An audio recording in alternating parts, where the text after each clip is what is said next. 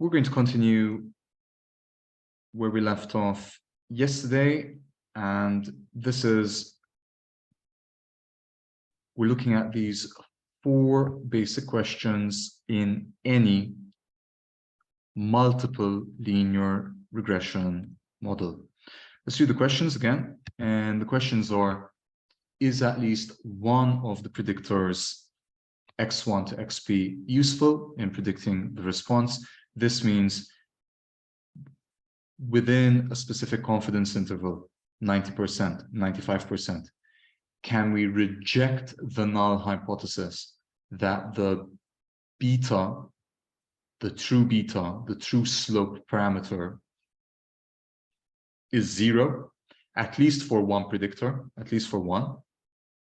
Second question is, do all the predictors help to explain why? Or is only a subset of the predictors useful? Can we do away with some of the predictors? How well does the model fit the data? And finally, given a set of predictor values, what response value should we predict? And how accurate is our prediction? Let's start with the first one. Recall that in the simple linear regression setting, in order to determine whether there is a relationship between the response and the predictor, we can simply check whether the true value of beta 1 is equal to 0.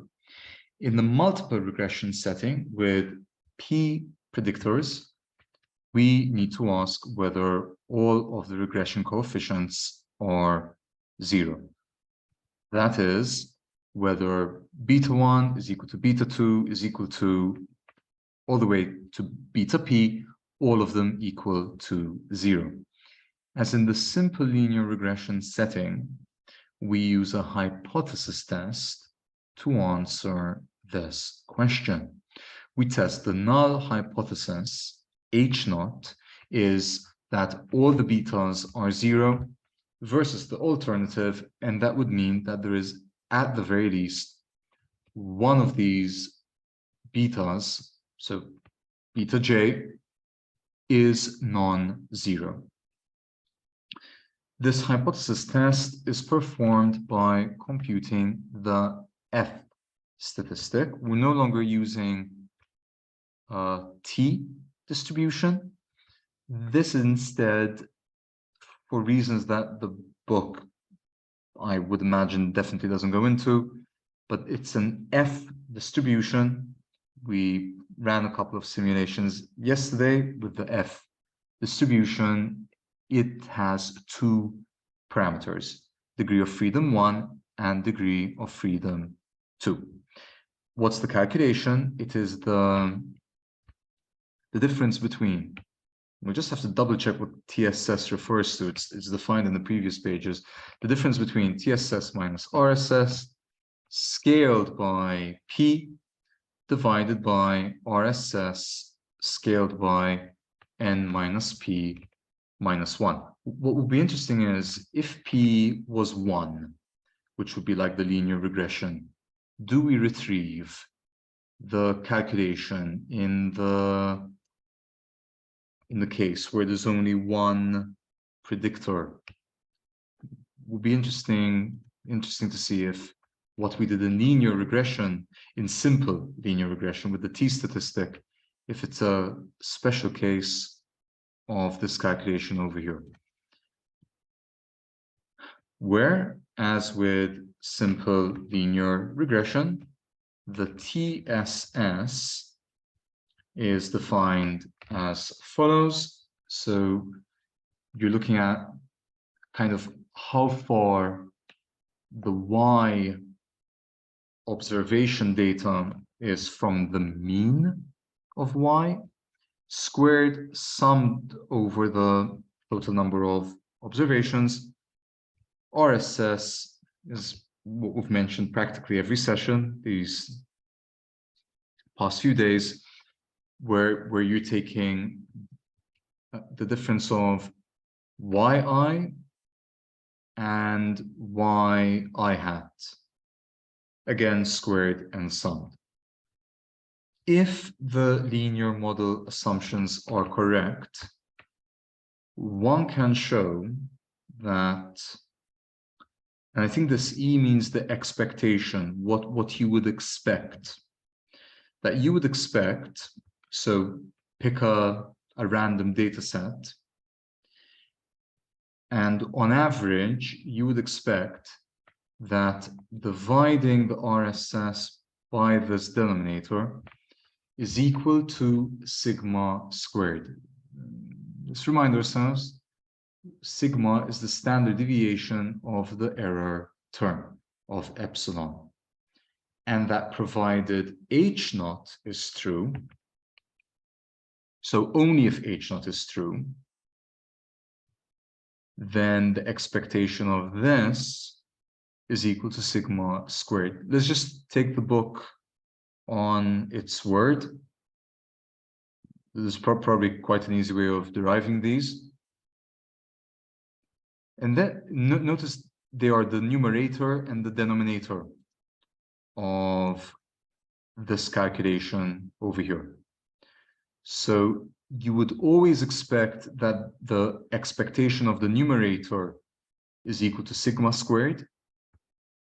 If H naught is true, now we're going to the denominator. If H naught is true, if there is no relationship between the response variable y and any or all, if there is no relationship between y and any of the xi's, then the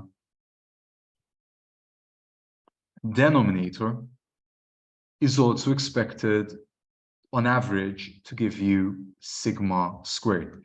So dividing these two would give you 1 if H naught is true. Hence, when there is no relationship between the response and predictors, one would expect the F statistic to take on a value close to 1. On the other hand, if HA is true, then the expectation of the denominator is greater than sigma squared, so we expect F naught. Or is this the numerator? Excuse me, I think I muddled them up, right? Yeah, this one is the numerator, in fact. You would expect the numerator to be greater than sigma squared. So we expect F to be greater than 1. Might be a good time to go into our studio and just have a look at these things, but let's just continue reading for the time being. The F statistic for the multiple linear regression model obtained by regressing sales onto these 3 predictor variables, radio, TV, and newspaper, is shown in table 3.6. This is the F statistic as calculated using this formula. So just take your random, I should say residual sum of squares, calculate your TSS. Don't ask me what that stands for unless you'd like me to very quickly look it up. The TSS was the total sum of squares. So take your difference between your total sum of squares and your residual sum of squares. By the way, your total sum of squares does not depend on the model. Notice that in the formula there are no hats. It is the residual sum of squares where you get a hat, and that hat depends on the model that you have fitted, the model that you're using, that you're testing, that you're for which that you're producing these diagnostics. The F statistic is 570. So it looks larger than 1, but what does that mean? Is 570 significantly, is it statistically significantly larger than 1? This is where you use the F distribution. But I think the book is, for the time being, is content with just saying this is far larger, in inverted commas, whatever we mean by far larger. It's larger. I mean, 570 is larger than 1. Is it far larger than 1? Well, that would be relative to your confidence interval. If you're working at a 99.9999999% confidence interval, maybe we wouldn't consider 570 to be significantly larger than 1. It is all relative.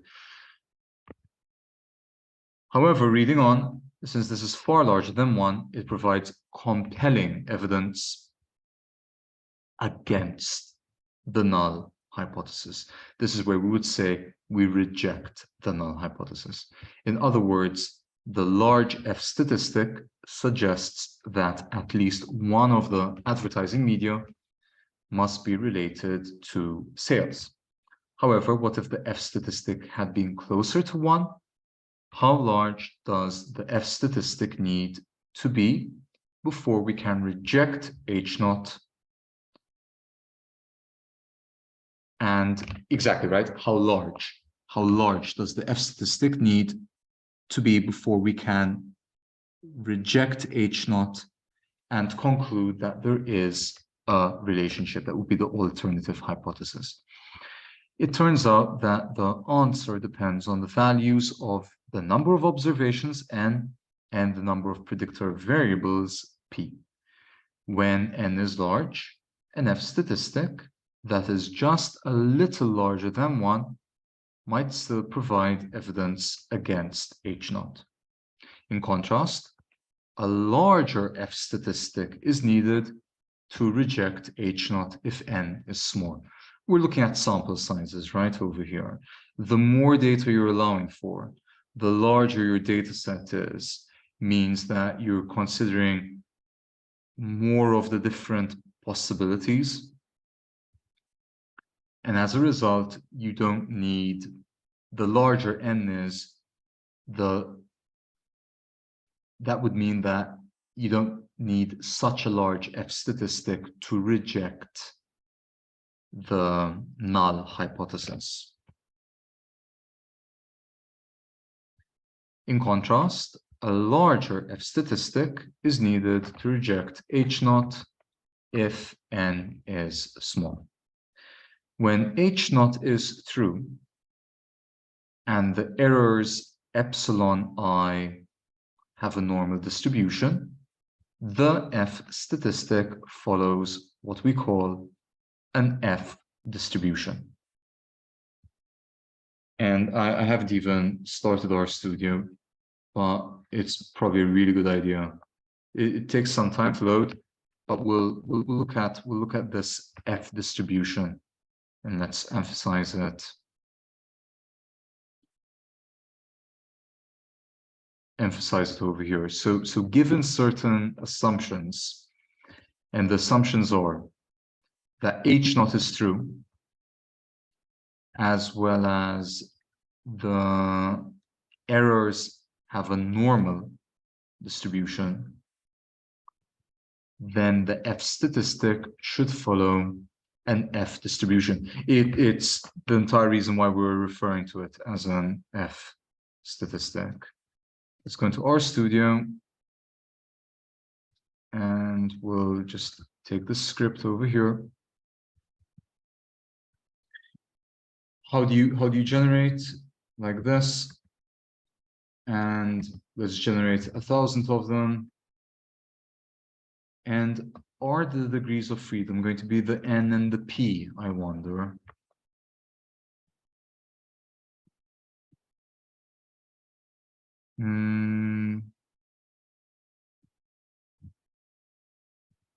I wish it uses some specific values. We might have to wait for the lab section. If we kind of, if we go to the section where they're actually using R code, which is actually quite far off. Might be one of the longer chapters, but here we go, right? In interaction terms, this is all R now. So look, multiple linear regression. And look, interesting. The LM is also giving you, why didn't we have this in our previous code? Where it's calculating these t statistics. Do you need to type summary? So when we had, going back to R, going back to what we did a couple of sessions ago, where we had all these different data sets, right? Did I change the slope to 0? Yeah, I've changed the slope to 0. If we take LM, which is fitting the linear model,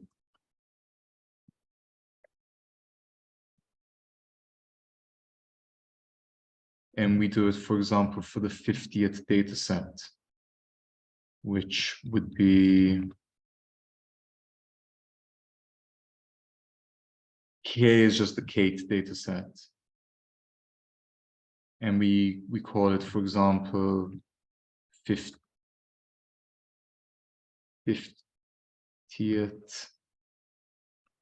data set.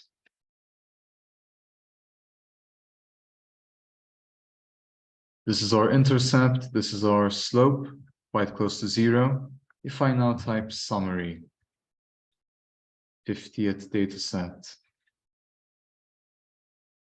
Oh, interesting, interesting. Look. It gives you the residuals. So the worst fit is over here. It's one specific data point. Let me just, which is the 50th data set. 50th data set will be this one. So the LM function is passing a line. Is drawing a line. I actually think there's a way of doing it. There might be a way of doing it. I'm not entirely hopeful, but is it ab line? Ab line.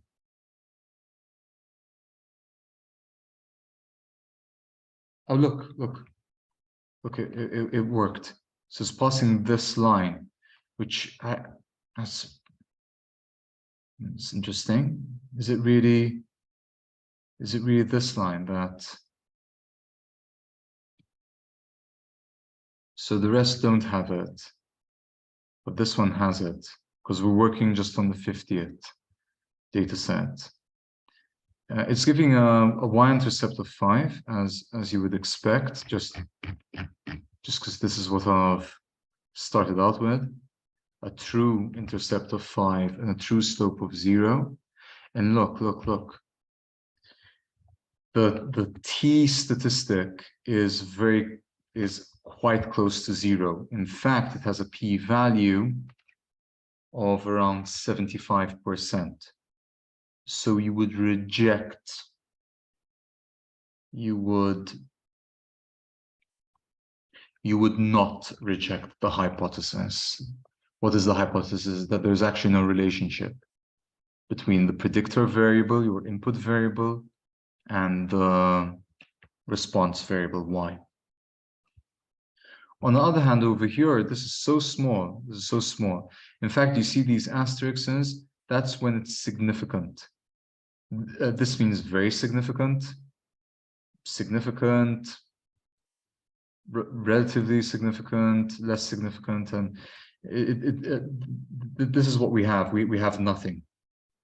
We have nothing. There aren't any stars. There isn't a dot. When you have nothing, it means there is no significance. There's no significance. And we have a couple of other diagnostics. We have the p-value for the slope, which is the same thing as over here. 98 degrees of freedom. That just means 100 observations minus 2. You might remember subtracting 2 in the calculation of the R SE, the residual square error, or should I say the residual standard error? That would look like it, right?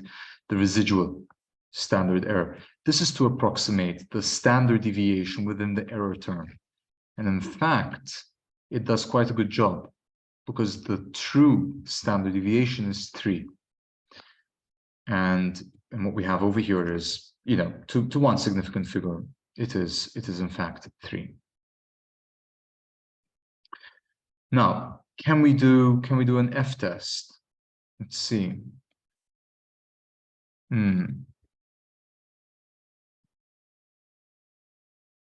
So why is it still calculating? Oh, look, an F statistic. An F statistic, and there is the p-value. So it's so small that you reject the null hypothesis. But maybe I'm getting slightly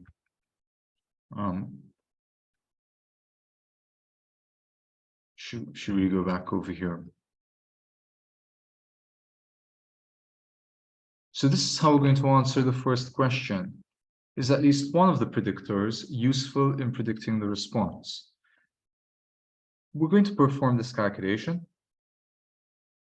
The higher it is, the more likely we are to reject the null hypothesis and sort of conclude that there is, yes, at least one predictor variable.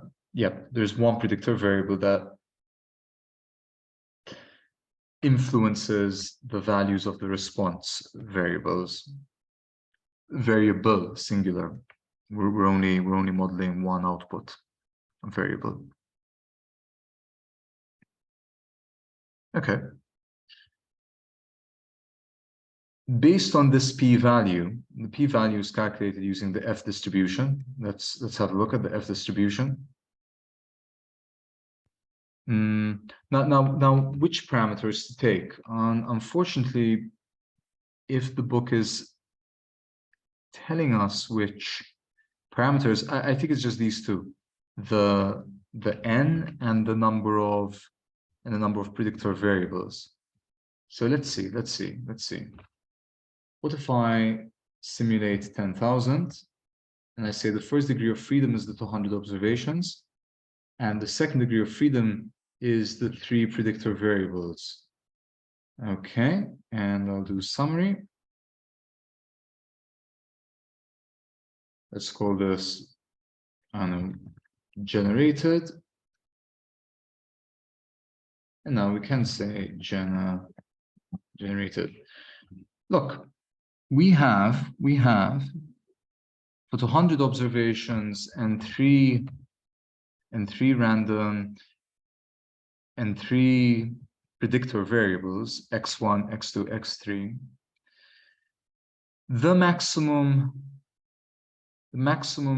The greatest generated value is 439, and we got 570, which is larger than 439. This is a histogram. It doesn't look right, does it? Unless we need to change the scale.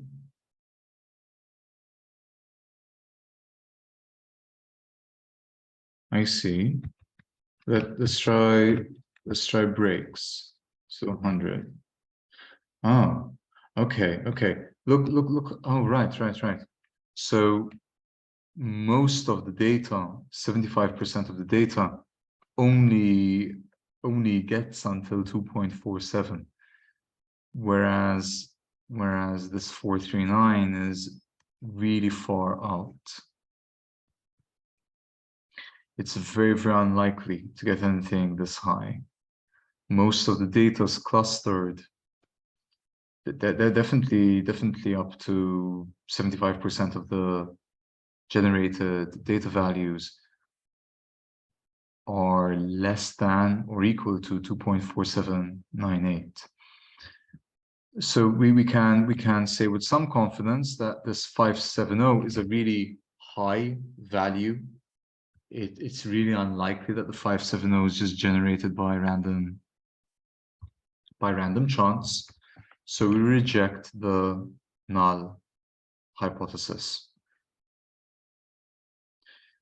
So for the advertising data, the p-value associated with the F statistic in table 3.6 is essentially 0.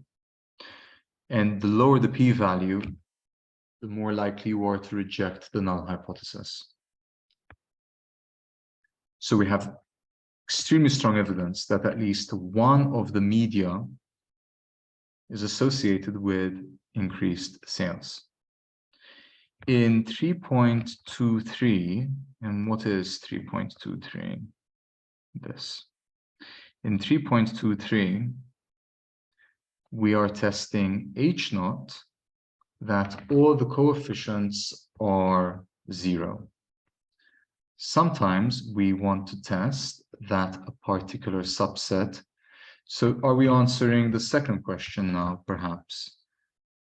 Or is only a subset of the predictors useful? So you shall take a subset. Sometimes we want to test that a particular subset of Q of the coefficients are 0. So am I understanding the indexation? Are we leaving the first Q? I think we're leaving the first Q out. So then it starts from P minus Q plus 1, P minus Q plus 2, until P. Where for convenience, we have put the variables chosen for omission at the end of the list. At the end of the list. Let's have a look. So I think we're going to have to read this a second time. In 3.23, we are testing H0 that all the coefficients are 0. Sometimes we want to test that a particular subset of Q. Okay. So you're looking at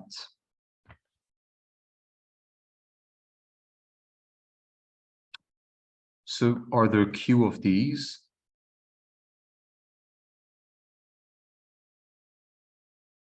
Yeah, I think so, right? I think it's very easy to see.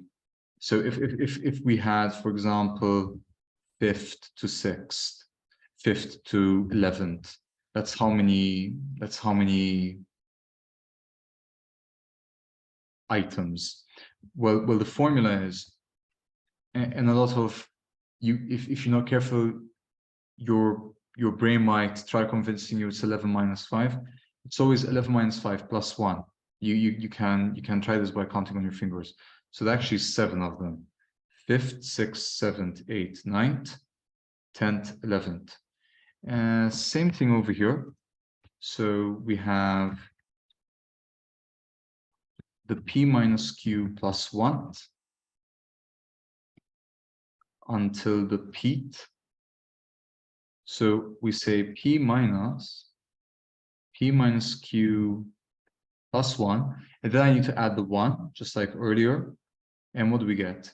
P minus P is 0, negative Q is Q, and negative 1 plus 1 is 0. And that's exactly it. So we're only looking at Q predictor variables. In total, at least the data set that's available to us, we have P, and we're taking P as greater than or equal to Q. You might only want to look at Q of them. I wonder if you could take only one. Can we take Q as 1? That would be interesting. Now we'll see. In this case, we fit a second model that uses all the variables except those last Q. Suppose that the residual sum of squares for that model is RSS naught. So this is our second model. Then the appropriate F statistic is this one over here. Interesting. So we've replaced the total sum of squares. You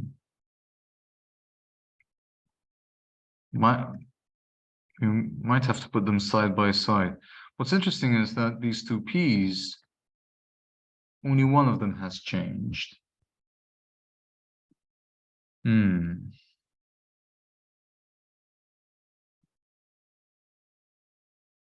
I'm going to skip this just because I'm not operating at 100% today.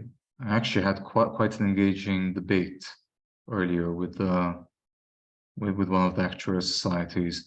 Let's have a look. Let's at least introduce ourselves to question 2, which is deciding on important variables. As discussed in the previous section, the first step in a multiple regression analysis is to compute the F statistic and to examine the associated p-value. If we conclude on the basis that of that p-value that at least one of the predictors is related to the response, then it is natural to wonder which are the guilty ones. We could look at the individual p-values as in table 3.4. So this is your table 3.4. We could look at the individual p-values. So this would appear to suggest that we can exclude newspaper, and we're left with TV and radio.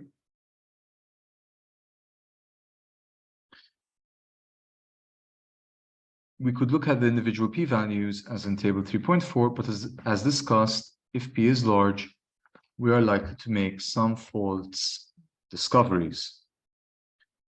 It is possible that all of the predictors are associated with the response, but it is more often the case that the response is only related to a subset of the predictors. The task of determining which predictors are associated with the response in order to fit a single model involving only those predictors is referred to as variable selection. The variable selection problem is studied extensively in chapter 6. And so here we will provide only a brief outline of some classical approaches. Ideally, we would like to perform variable selection by trying out a lot of different models, each containing a different subset of the predictors. For instance, if P is 2, then we can consider 4 models. A model containing no variables, a model containing x1 only, a model containing x2 only, a model containing both x1 and x2. And the thing is, this grows exponentially large very quickly. So it is either include or exclude. So if you had 3 of them, if there were 3 predictor variables, that would increase to 8, because each predictor variable you include or you exclude. So it would be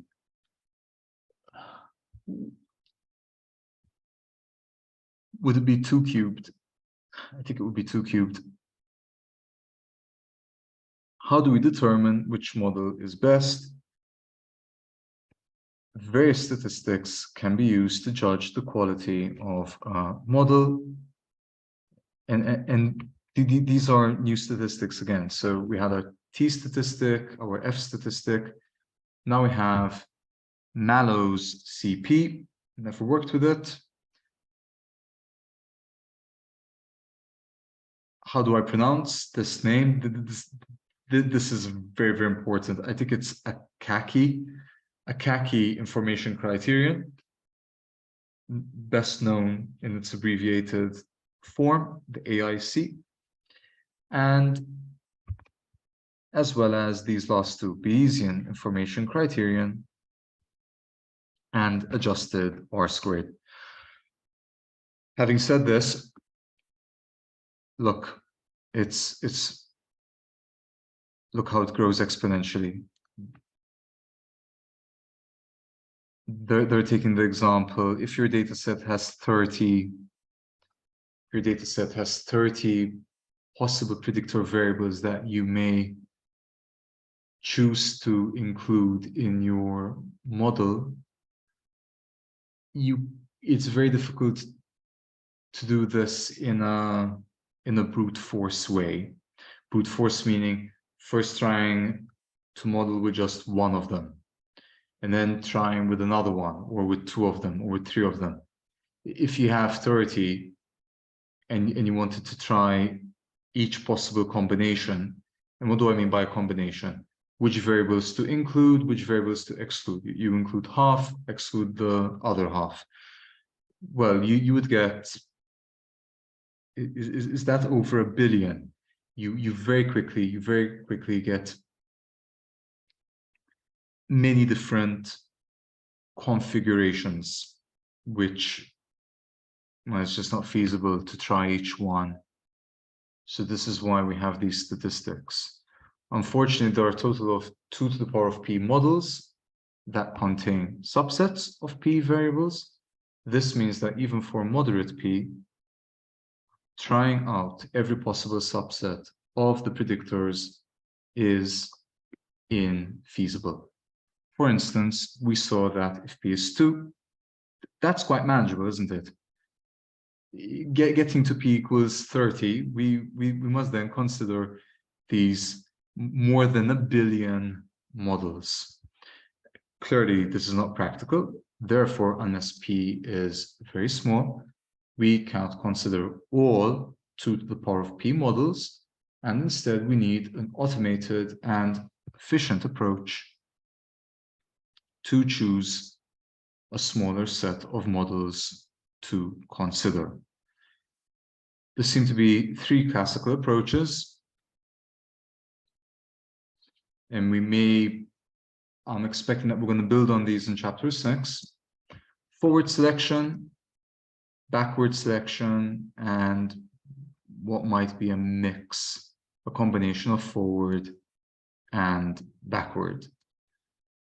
Tomorrow, we'll look at the 3rd question, which is how accurate the model fit is, and final question, how to actually perform predictions. I would expect this to be the easiest section. We'll then have the opportunity to consider qualitative predictors where we're not measuring numerically. This is going to look nice. And maybe we get more into